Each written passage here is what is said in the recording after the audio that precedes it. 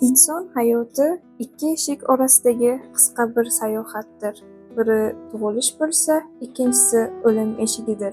Mana shu qisqa sayohat davomida insonning boshidan o'tkazgan kechirmalari, azob-uqubatlari, taqdiri buyuk o'zbek adibi O'tkir Hoshimovning Ikki eshik orasi romanida mahorat bilan tasvirlab berilgan. Bu shunchaki bir kitob emas, balki Ikkinchi jahon urushining oddiy o'zbek xalqi taqdirida qoldirgan chuqur izlari, insoniylikning oliy namunasi haqidagi bebaho dasturul amaldir. Roman o'zida qariyb 40 yillik davrda yuz bergan bir nechta chigal va murakkab taqdirlarni birlashtiradi.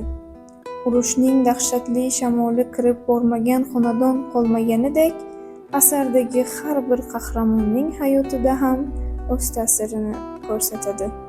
Muzaffar, Robiya, Munavvar, Shomurod, Ra'no, Qoramma, Orif Oqsoqol ular shunchaki obrazlar emas, balki o'sha davrning tirik guvohlari, sinovdan o'tgan jonli qalblardir.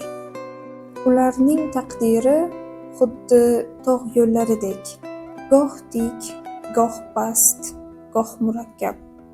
Urush tufayli yoshgina qizlarning armonga aylangan sevgisi, farzand dog'ida kuygan onalarning g'amlari, o'zga yurtlardagi mashaqqatlar, ularning bari o'quvchini chuqur his-tuyg'ularga oshno etadi.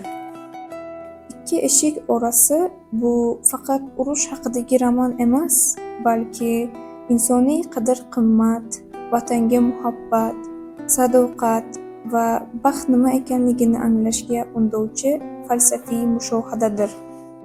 Asar qahramonlari qanday sharoitda bo'lmasin, insoniylik tuyg'ularini saqlab qolishga harakat qiladilar. O'z taqdirlarini el-yurt taqdiri bilan bog'laydilar. Farzanddan ayrilgan ona ham qalbiga boshqa bir sababdan quvonch topib, hayotni davom ettirishga kuch topadi. Bu orqali yozuvchi o'sha davrdagi o'zbek xalqining qanchalik sabr, toqatli, matonatli ekanligini isbotlaydi. Bu romanni mutolaa qilgan har bir inson bugungi tinch, omon hayotining qadriga yanada chuqurroq yetadi. Asarning har bir sahifasidan, har bir qahramonning taqdiridan shukronalik tuyg'usi ufurib turadi.